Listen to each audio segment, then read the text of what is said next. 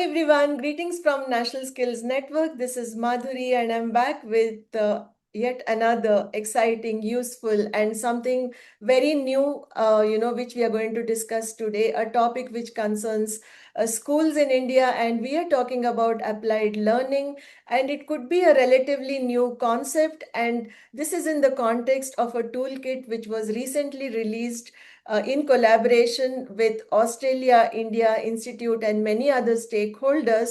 So I have with me our guest today, Dr. Alice Garner, who is a multi-talented professional, and she's currently associated with Australia India Institute as a researcher. And now over to you, Alice. Please tell us more about the toolkit and the context. Thank you, Madhuri, for having me. It has been a wonderful experience collaborating with you on this set of tools. And the project, which was funded by the Australian Department of Education, involved a binational collaboration of education specialists, people who were from the Tata Institute of Social Sciences, IIIT Bangalore, the University of Melbourne's Faculty of Education. We came together, and the education team at the Australia India Institute. We came together because there is a common experience in Australia and India of a strong policy push towards building a stronger skills-focused education across the different education sectors.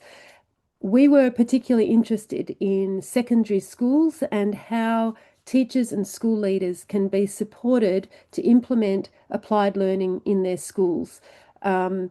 Very aware of the diversity of settings, the different levels of resourcing that teachers and school leaders are dealing with. So that was a consideration from the beginning. And certainly thinking about how we can support learning to be more connected to the outside world, to workplaces, to community organisations, and how teachers in particular can be encouraged to try out new things.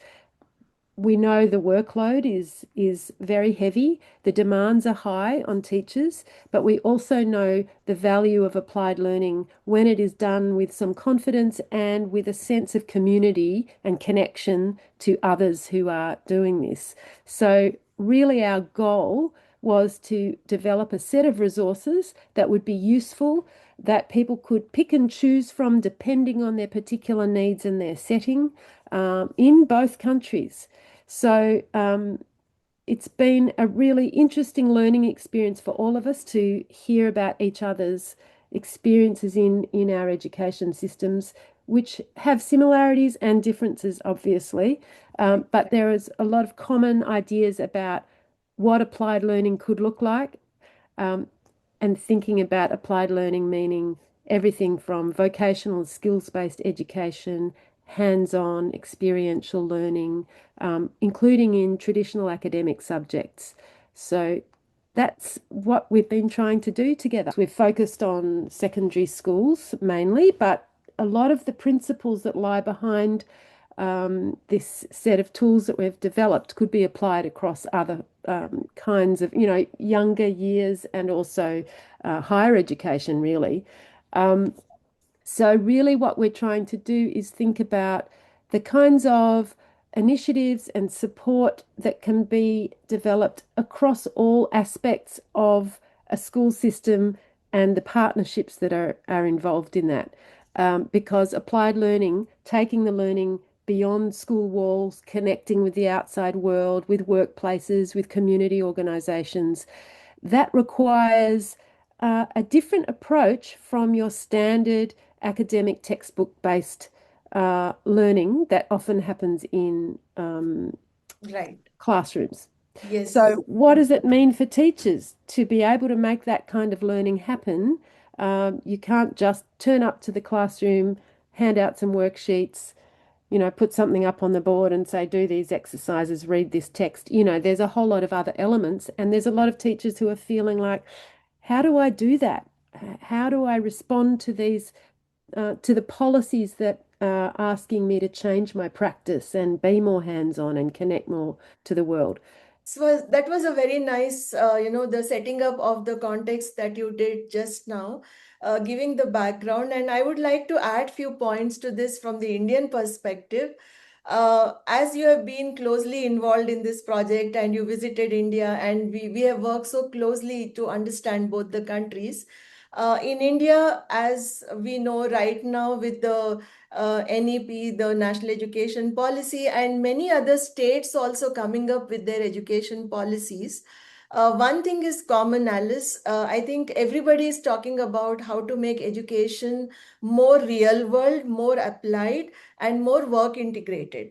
So you have already used words like skills and vocational.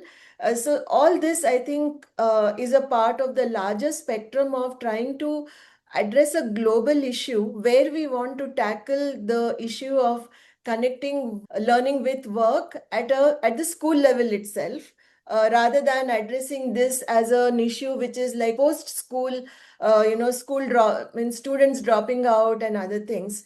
It was important to all of us to think about applied learning in an inclusive and Right. open-minded sense, that it can Yeah. include what we might do in a more traditional academic subject as well. How do we connect that learning to what students will face when they go out into the world? How can they apply this theoretical knowledge that they might be gaining um, in really sort of tangible ways so they Right. can see how this knowledge can be applied, really? Yeah. So we were trying to move away from a narrow idea of um, this is a sort of learning that's only for a certain type of student or only for a certain type of school.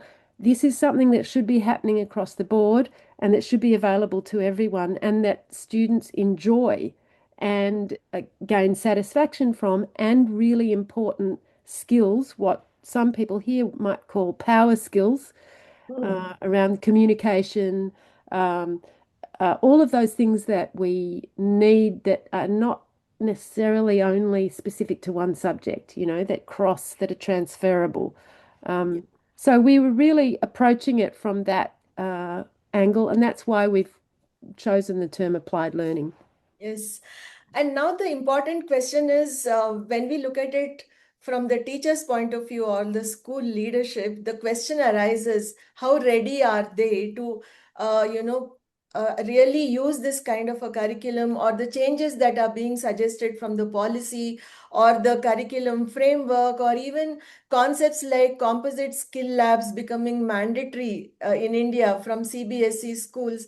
So there are so many good suggestions coming, but at the implementation level, there will be a gap.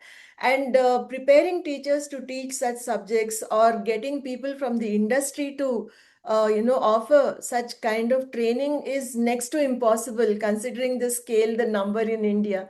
So I think this is where the toolkit is going to make a huge difference.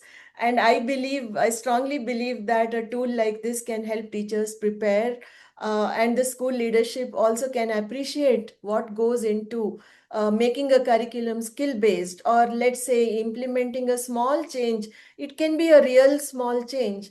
It could also be making a theory subject like history more applied, or making a commerce subject more applied. So I feel this is where the toolkit is positioned, isn't it? Yeah, we were all determined to uh, include resources Right. that could be, as you say, just one small step or one suggestion, and then also larger systemic changes that might happen at the school level or beyond that could be initiated by school leaders, for example. So we were aware that teachers are going to be working in a whole range of settings with different levels of resourcing. We haven't assumed anything about resources available to teachers, and we're aware that one of the most precious resources is time, and that is a real challenge. So throughout the toolkit, we've tried to isolate or identify small steps and things that, acknowledging it takes time and it takes collaboration, and those things may not always come easily. So we're keeping that reality of teacher workload and school leader workload front and center in trying to create a set of tools that people can come and take the elements that are useful to them at that particular moment. So we're not saying you must do this, that, and this in this order. It's about here's some suggestions, here are some ideas, have a look and see what's useful to you.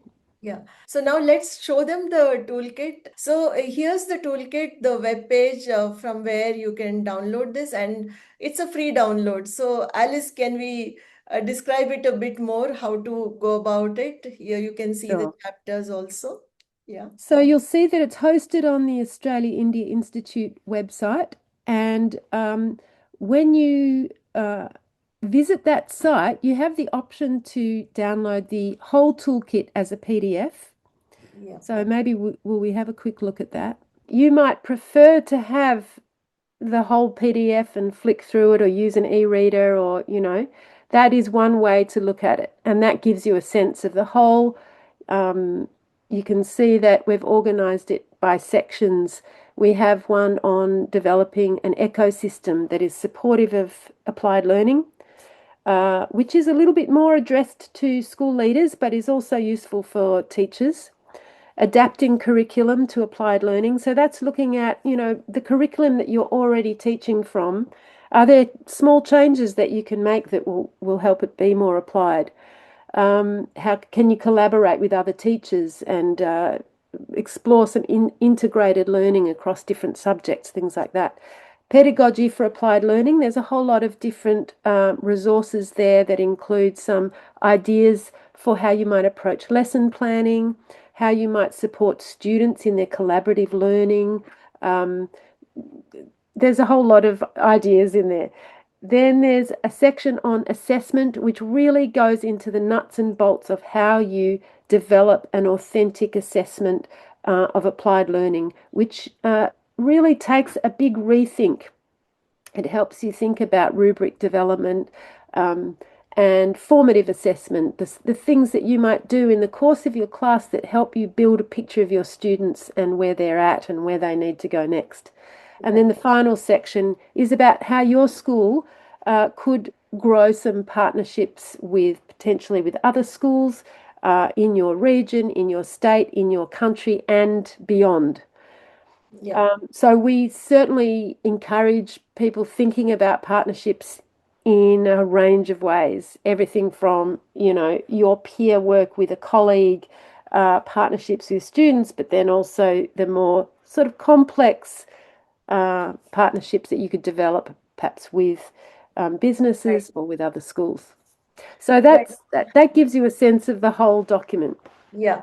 And so it's like what you just showed us from the table of contents, all the sections. The same chapters or sections can be downloaded from here as well.